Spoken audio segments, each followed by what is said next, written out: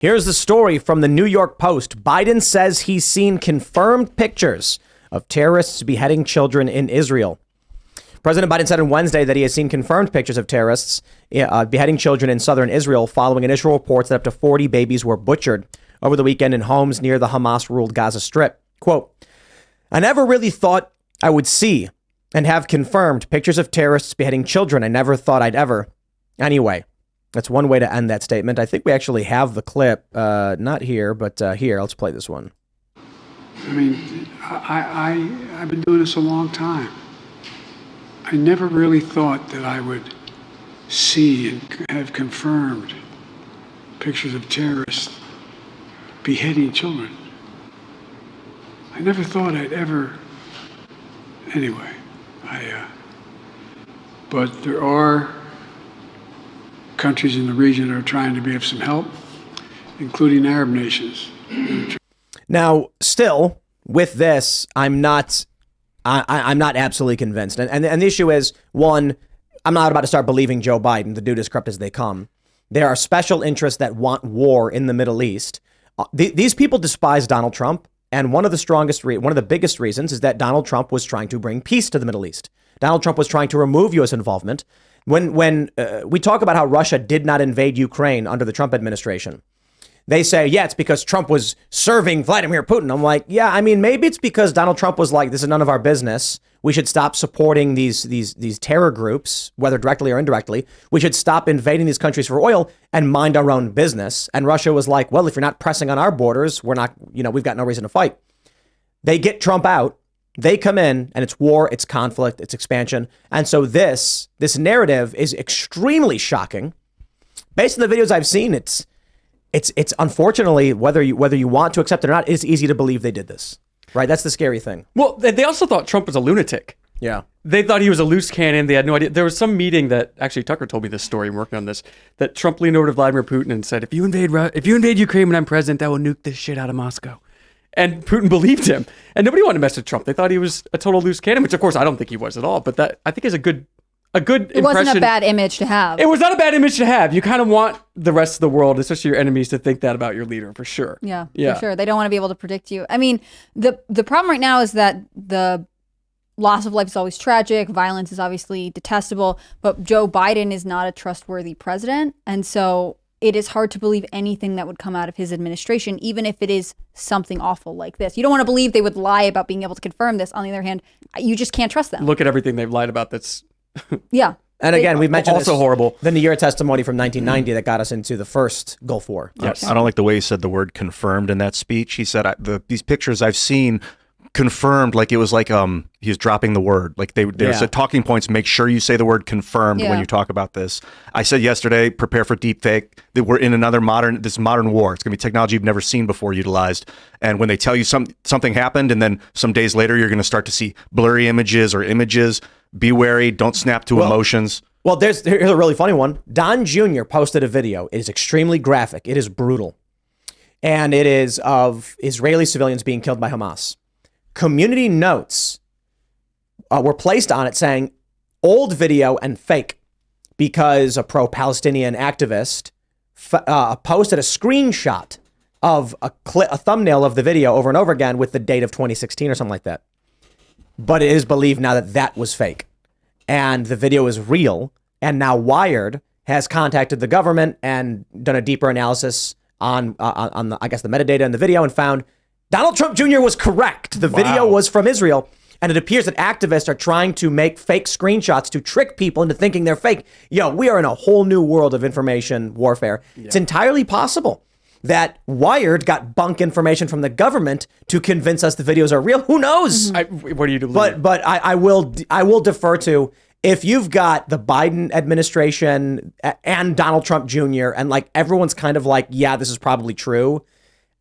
I think you're going to have to go with that, right? Yeah. If people who absolutely despise each other are like, this is real. Then, if both warring parties are agreeing on it, then... Well, it doesn't seem far-fetched from what we know about this group of people. Like, nobody thinks this isn't something they wouldn't do, you know? They're undeniable videos. Yeah. Right, so they're videos where it's like, I don't know what this is, right? It's a guy and it's like running through a field and I'm like, the video that Don Jr. posted was tough. It's like people in a room being shot and I'm like, man, that's brutal. But then there are videos that are very easily and discernibly of southern Israel at an event where you can corroborate the pictures of the music festival, and you're watching people be shot. And it's just like, this happened. Like, we know these videos are real. That's the easy thing where it's like the story of these babies being killed, beheaded. You don't need it. Hamas did it. And not only that, mad respect to Max Blumenthal coming on the show and talking about he's more pro-Palestine, but he outright said Hamas's strategy is to target as many civilians as possible to use as bargaining chips against Israel. They are kidnapping civilians. That's their tactic. He called it a target of opportunity. And I'm like, make no mistake, this is not in dispute. We know what they're doing. I was thinking, it's horrible. It is absolutely, it's one of the most horrific things you do to kill somebody, and to kill a small child is like the most horrific thing. But like, what's more horrific? If someone cuts off the head of a baby, or if someone blows up 6 babies with a bomb? Yeah. Yeah, Tim's right. Like, you don't need it. They don't need this to sell the case.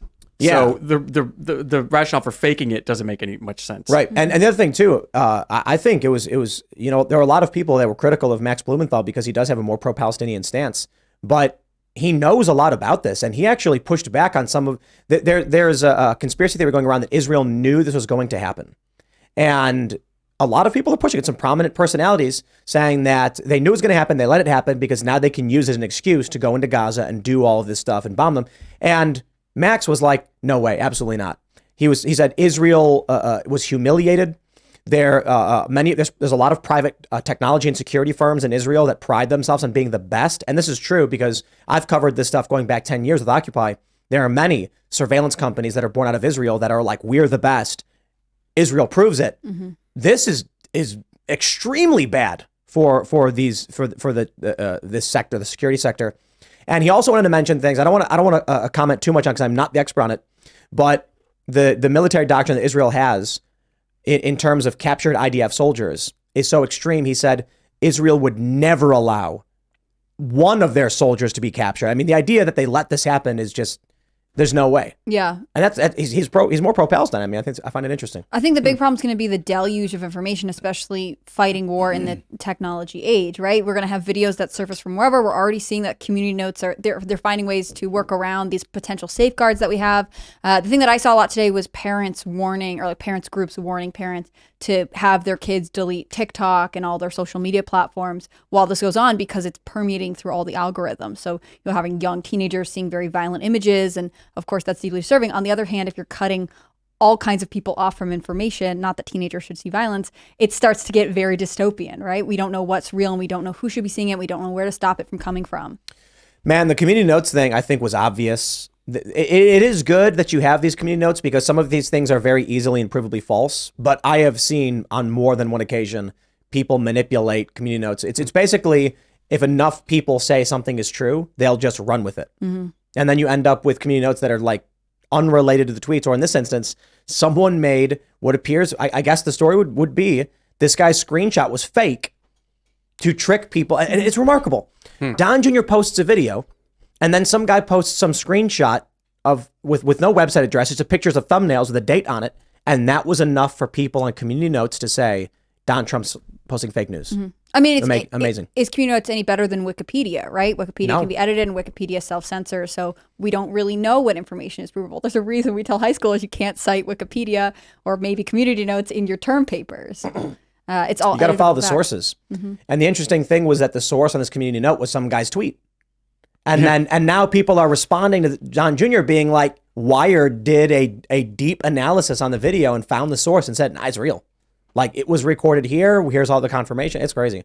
Apparently there are like other angles or something. I don't know. Well, and especially in Don Jr.'s case, I'm sure they want Don Jr. to look like he is promoting something crazy because of his last name. Right. You know, it's sort of a trap from the beginning for him. Yeah. But it's then Wired was forced to defend him. Mm-hmm. Which they did not like please, at all. No, thank you. Yeah.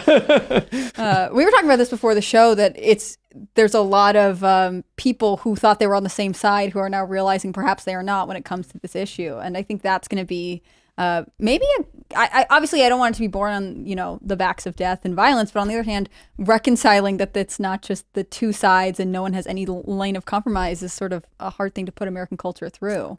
It's just so hard to believe because we've always known, I guess like you're talking about like BLM and Antifa coming. Sure. We've always known that about them. We've always known that about the college left, that they were super, super pro-Palestine, Yeah. violence be damned. But I don't think So I don't know how these left realized it. I mean, You I'm don't maybe think not so? the one to ask, but I think because I had known people who would come out as, I have Jewish friends who have come out as pro-Palestine years and years before, and it would really shock their community. And I found that to be interesting. It's not something that I would necessarily have a personal ability to comment on, but Yeah. I think there is more division than they realize because especially the progressive left is used to being a unified front all the time. Thanks for watching this clip from the Timcast IRL podcast. Hang out with us live Monday through Friday at 8 p.m.